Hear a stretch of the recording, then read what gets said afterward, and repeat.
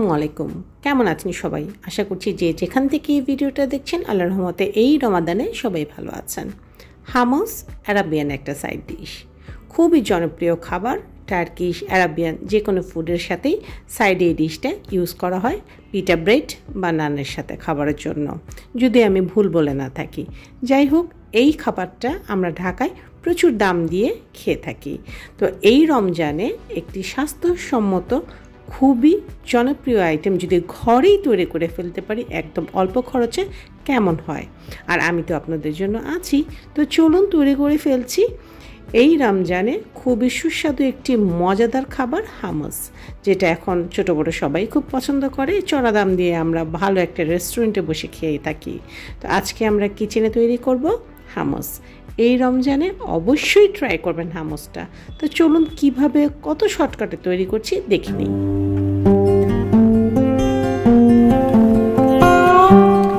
হামসের জন্য আমি ডাবলিটা মানে ডাবলি বুট, যেটা সাদা চানা বলা হয় বা ছোলা বলা হয়, সাদা যেটা বাহিরের হয়ে থাকে, সেটাকে সারা রাত ভিজিয়ে সিদ্ধ করে নিয়েছি। এই প্রসেসিংটায় আমি দেখালাম না বা গেলাম না। তো আমি এখন এটাকে সুন্দর করে ঠান্ডা করে 1 কাপ আন্দাজ ডাবলি বা বুট, এটা আমি সুন্দর করে ব্লেন্ডারে দিয়ে দিচ্ছি 1/2 চামচ জিরা, দিয়ে দিচ্ছি এখানে 3 টেবিল চামচের মতো লেবুর রস। একদম হালকা জিনিস, অবশ্যই এগুলো স্কিপ করবেন না, তাহলে কিন্তু স্বাদের তফাৎ হবে, টেস্টও পাবেন না। এবার দিয়ে দিচ্ছি টক দই। এখানে ব্যবহার হয় তাহিনি। আপনার কাছে যদি তাহিনি সসটা থাকে অবশ্যই সেটা দিবেন, স্বাদ বেড়ে যাবে দ্বিগুণ। টক দই তো স্বাদের হেরফের হবে না। যদি আপনি বেশি টক খেতে না চান, সাথে 1/2 চামচ চিনি অ্যাড করে দেবেন। দইয়ের টকের উপর ডিপেন্ড করে। আমি তাহিনির বদলি টক দইটা অ্যাড করছি। আর এখানে দিচ্ছি রসুনের গুঁড়ো, যেটা আমার কাছে ছিল করা, সেটা আমি দিয়েছি। আপনার কাছে এটা না থাকলে আপনি রসুনের 4-5টা কোয়া এখানে সুন্দর করে ছিলে অ্যাড করে দিবেন। তো এখানে আমি 1 চা চামচের মতো রসুনের গুঁড়ো ইউজ করেছি। এখন বারবার পালস করে করে আমাকে এটা সুন্দর করে একদম স্মুথ একটা পেস্ট তৈরি করতে হবে। ভালো করে পালস করে করে চামচ দিয়ে নাড়াচাড়া করে করে আমাকে সুন্দর করে একটা স্মুথ পেস্ট তৈরি করতে হবে। আপনার কাছে যদি পেস্টটা খুব ড্রাই মনে হয়ে থাকে, তাহলে যদি আপনি অল্প একটু পানি ইউজ করতে পারেন, একদম অল্প, এটা কিন্তু একটু লিকুইডই হয়ে যাবে। তাই খুব সাবধানে কাজটা করতে হবে। আর সবচেয়ে আসল একটা জিনিস যেটা আমরা স্বাদ মতো দিয়ে থাকি, সেটা হচ্ছে লবণ। আর এখানে আমি বলেছিলাম আমার কাছে একটু ড্রাই মনে হচ্ছে, তাই আমি আবার 1 চামচের মতো টক দই অ্যাড করে দিয়েছি। এবার জাস্ট ব্লেন্ড করে নেব এবং তৈরি হয়ে গেল আরাবিয়ানের বিখ্যাত একটি সাইড ডিশ হামস।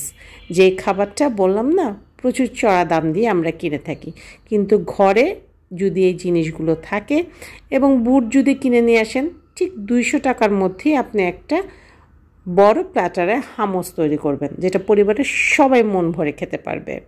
এবার দিয়ে দিচ্ছি একটু এক্সট্রা ভার্জিন অলিভ অয়েল, এটা অবশ্যই লাগবে। যারা হামস লাভার, যারা খেয়ে থাকেন, তারা অবশ্যই দেখেন যে হামসের প্লেটের উপরে অলিভ অয়েলটা স্প্রেড করা থাকে। আর আমি এখন ব্লেন্ড করার সময় দিচ্ছি, তাহলে আরেকটু ক্রিমি ভাব চলে আসবে। যেহেতু আমি তাহিনি সস অ্যাড করিনি, সেহেতু একটু ক্রিমি ভাব আনার জন্য আমি অল্প একটু অলিভ অয়েল আগে অ্যাড করে দিয়েছি। এইবার চলুন শুরু করছি প্লেটিং। সুন্দর করে আমি সাজিয়ে নিচ্ছি। যেহেতু আমি ঘরের একজন আনাড়ি রাঁধুনি, চেষ্টা করি আপনাদের সাথে সব কিছু শেয়ার করার জন্য। তো এখন আমিও চেষ্টা করছি একটু হোটেলের স্টাইলে ঘুরিয়ে পেঁচিয়ে হামসটাকে সাজাতে। তো যাই হোক, আমার হাতে যতটুকু হয়েছে তা আপনাদের সামনেই আছে, ভিডিওতেই দেখতে পাচ্ছেন। তো এখন আমি সুন্দর করে চামচ দিয়ে একটু ডিজাইন করে হামসটাকে সাজিয়ে নিচ্ছি এবং সাজানোর পর চলে আসবে আজকে আমাদের ইফতারের টেবিলে হামস। তো এখন আমি উপর থেকে একটু অলিভ অয়েল অ্যাড করে দিচ্ছি। এটা কিন্তু অবশ্যই দিতে হবে। অলিভ অয়েলের বদলে অন্য কোনো অয়েল কিন্তু ইউজ করা যাবে না, এটা আগেই বলে দিচ্ছি। তো এখন আবার উপর দিয়ে আমি একটু ডেকোরেশন বা গার্নিশের জন্য অ্যাড করে দিচ্ছি প্যাপরিকা পাউডার। এটা আপনার ঘরে যদি না থাকে সমস্যা নেই, আপনি অল্প একটু গুঁড়ো মরিচ, লাল মরিচ ছড়িয়ে দিবেন। তবে প্যাপরিকা পাউডারটা দিলে একটু ফ্লেভার আসে, খেতে ভালো লাগে। আর উপরে আমি একটু ধনে পাতা কুচি কুচি করে ছড়িয়ে দিয়েছি সৌন্দর্যের জন্য, আর কিছুর জন্য না। এখানে পার্সলে দেওয়া হয়, সেটা তো আর আমার কাছে নেই, তাই আমি ধনিয়া পাতা দিয়েই গার্নিশ করেছি। কেমন লাগবো শর্টকাট এই রেসিপিটা। ঠিক আপনাদের দেখাতে আমার যতটা সময় লেগেছে, হয়তো এর থেকে 5-7 মিনিট বেশি লেগেছে আমার এই রেসিপিটা তৈরি করতে। আশা করছি আমার রেসিপিটা ভালো লেগেছে। ভালো লাগলে অবশ্যই আপনাদের কাছে রিকোয়েস্ট রইল, একটা লাইক কমেন্ট করে পাশেই থাকবেন, সাবস্ক্রাইব করে রাখবেন চ্যানেলটাকে।